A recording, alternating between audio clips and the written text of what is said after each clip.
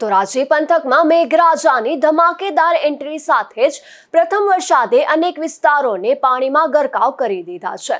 નીચાણવાળા વિસ્તારોમાં પાણી ભરાતા જનજીવન પ્રભાવિત થયું છે, જ્યારે પ્રી મોન્સૂન કામગીરીને લઈને પણ અનેક સવાલો ઉઠી રહ્યા છે। ધોરાજી પંથકમાં આજે મેઘરાજાએ ધમાકેદાર બેટિંગ કરતા શહેરમાં અનેક વિસ્તારોમાં ધોધમાર વરસાદ વરસ્યો હતો। પ્રથમ જ વરસાદમાં ચકલા ચોક સહિતના નીચાણવાળા વિસ્તારોમાં પાણી ભરાઈ જતા લોકો મુશ્કેલીમાં મુકાયા હતા।